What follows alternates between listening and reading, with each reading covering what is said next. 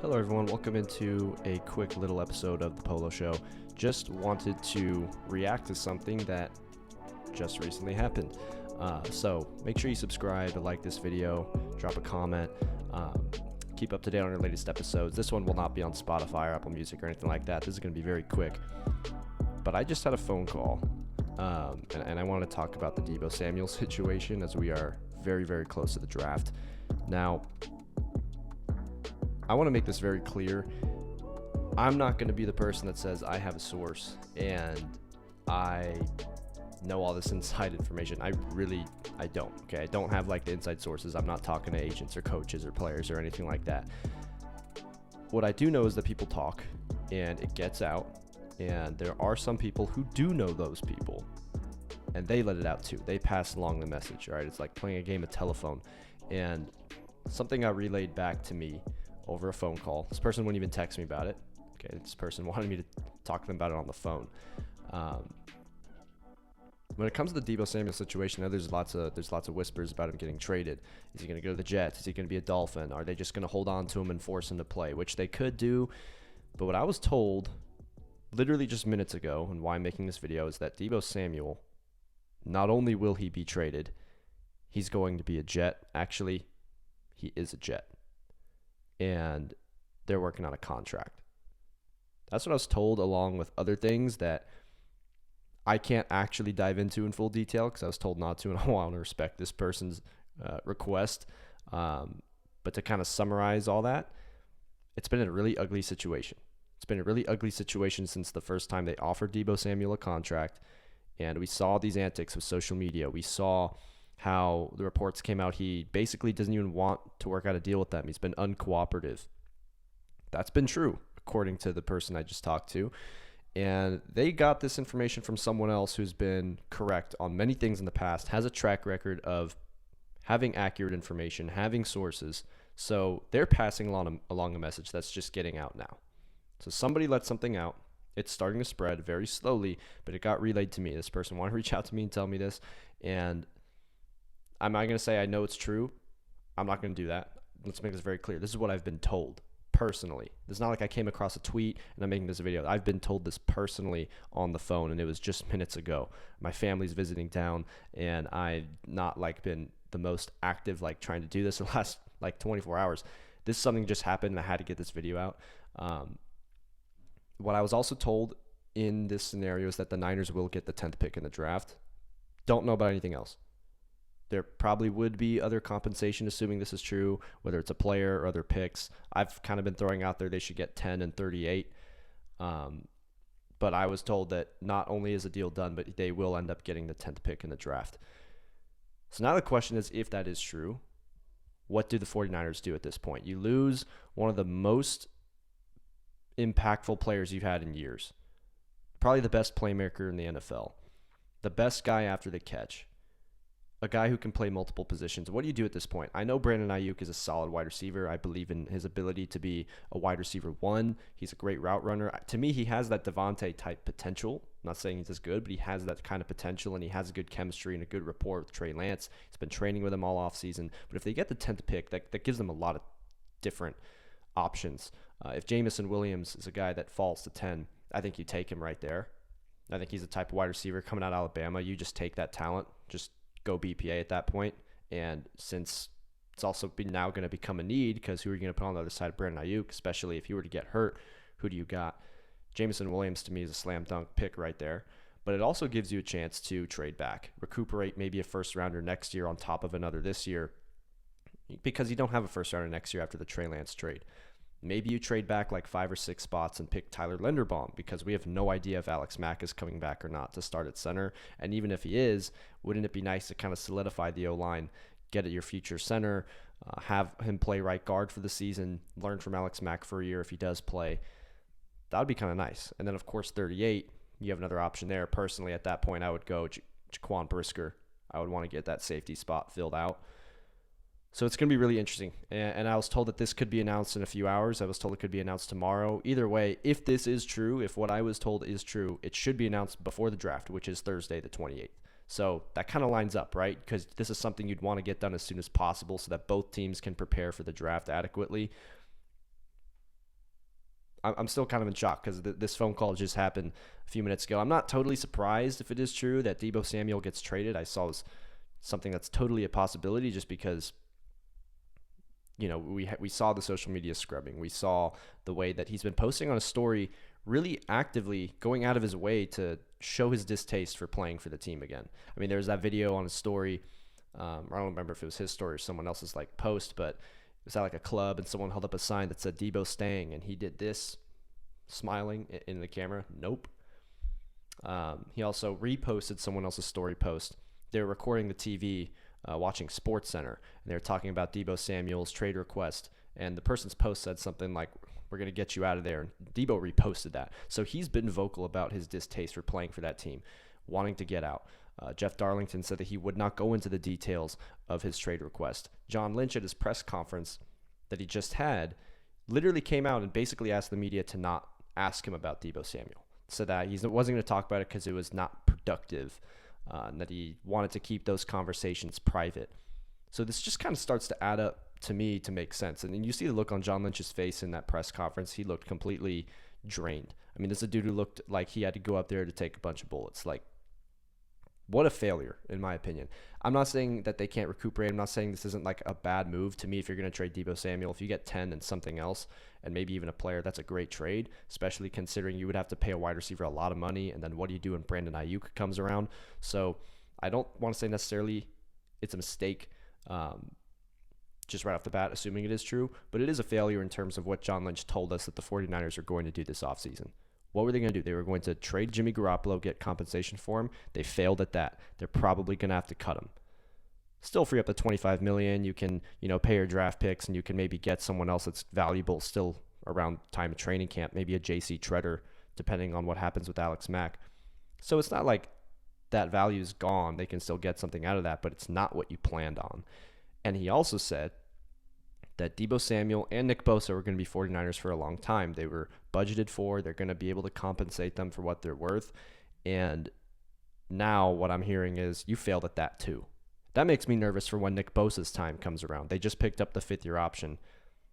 But that makes me nervous. I'm not going to lie. Especially considering you could make the argument that not picking up the option and just signing him to a deal immediately, you'd possibly get him cheaper instead of, waiting another year to get that contract done.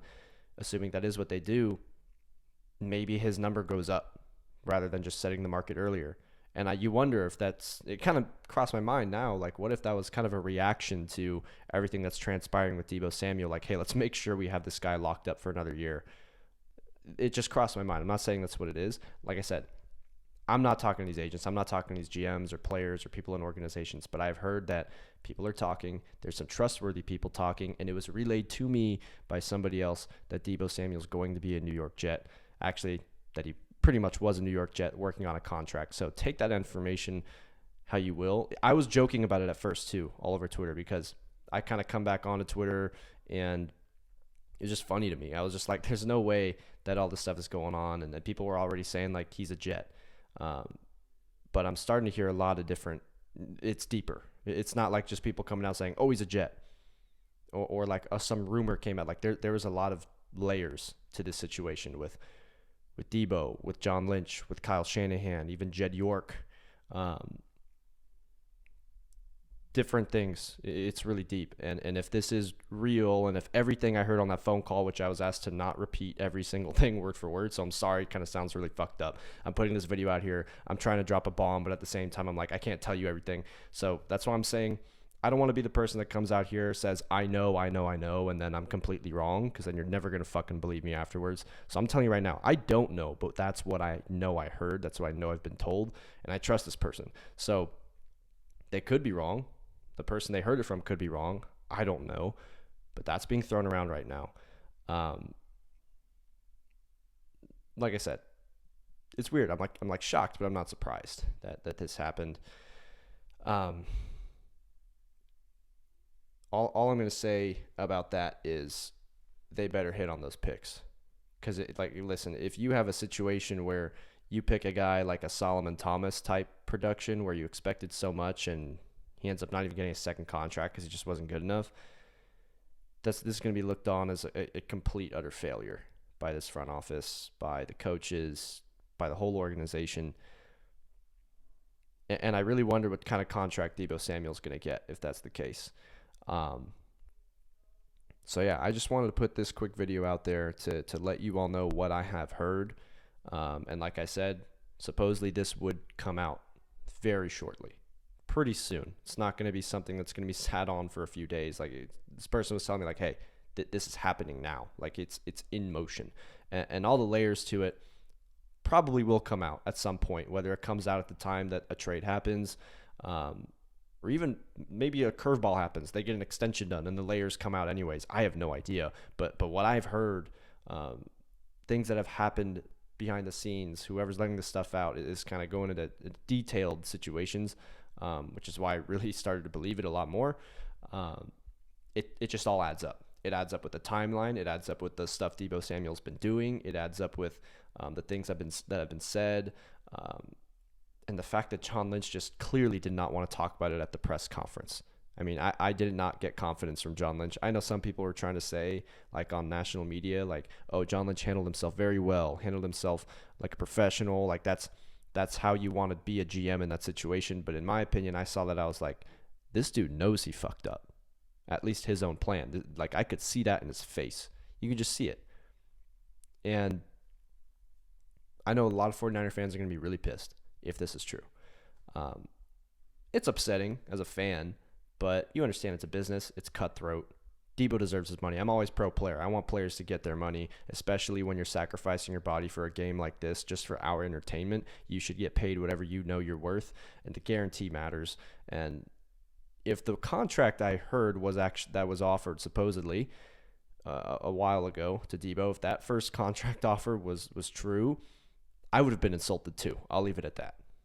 After the first team All-Pro season, playing multiple positions, taking a beating like he did on a week-to-week basis, if the number that this person told me was thrown on the table, I would have been pissed too.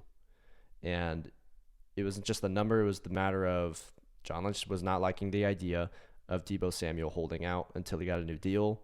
And you can use your imagination as to how that transpired and the stuff that continued to happen after. So I don't know 100% of details. I can only tell you what I've heard, and I wanted to get this out because I am going out of town again this week, so I wanted to make sure that I put this out. Also, if it does happen, I'd like to put this out beforehand.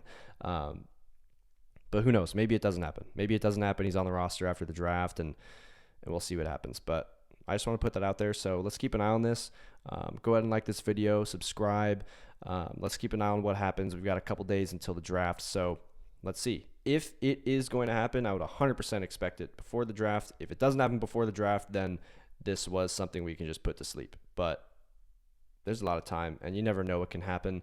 I remember saying that Deshaun Watson was going to be a Brown when I looked at the way that they created cap space over in Cleveland. And then all of a sudden, a couple days later, we heard Cleveland was not in the mix, and it was the Falcons and the Saints. And then all of a sudden, what happened? Deshaun Watson gets traded to Cleveland. So you never really know what can happen in an instant.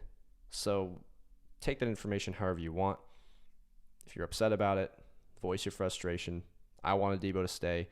I personally would have paid him close to Tyreek money. Just because of the player he is, because he's younger, because he's done it with an incompetent quarterback.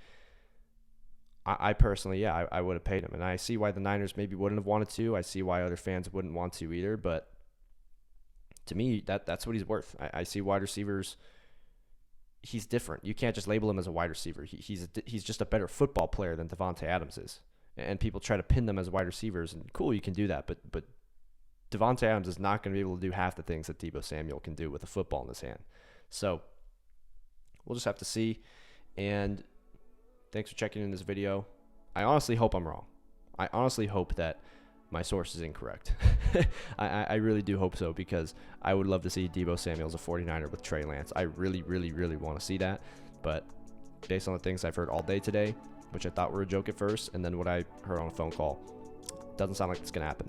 And it just becomes more and more increasingly likely every single day that it's not going to happen. Just looking at the way Deebo Samuel's behaving, I'm not saying it's childish, it's just you look at the stuff he is doing, it just looks increasingly likely that the relationship is dead, that is dead in water. So let's monitor it, but Anyways, thanks for chiming in. I'll try to be back with an episode, full episode, because I want to get into some basketball stuff since the playoffs are going on this week before I head out of town. I'll try to drop that one on all the platforms as well. Maybe I'll even record that tonight. Who knows? But just want to drop that in there, and I'll see you guys in the next episode.